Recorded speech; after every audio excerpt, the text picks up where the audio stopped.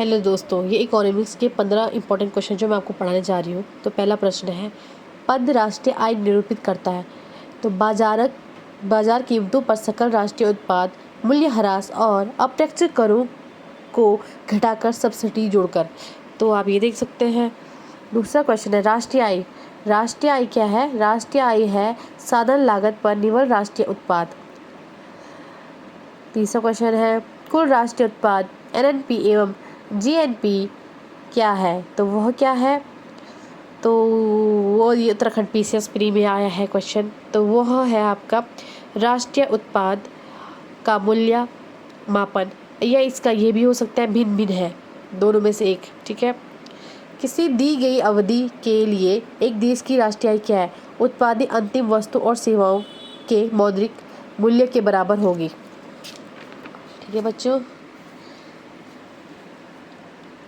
एक खुली हुई अर्थव्यवस्था में अर्थव्यवस्था की राष्ट्रीय आय वाई है।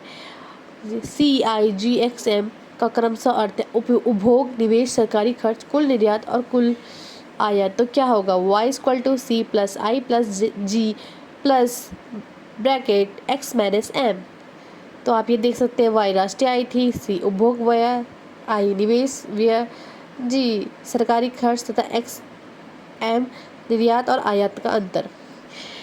यदि एक दी गई समयावधि की कीमतें और मौद्रिक आय दोनों दुगनी हो जाए तो वास्तविक आय क्या हो जाएगी?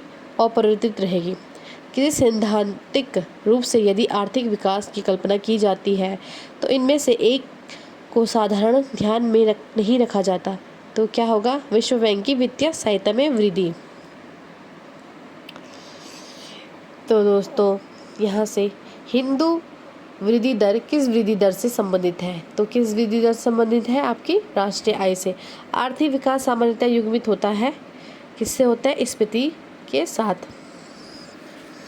किस कारण जीएनपी में श्रम की भागीदारी है कीमतों की तुलना में मजदूरी कम? तो हमें मिलान करना है। बताइए आप। आर्थिक विकास आपका क्या होगा? संरचनात्मक परिवर्तन होगा।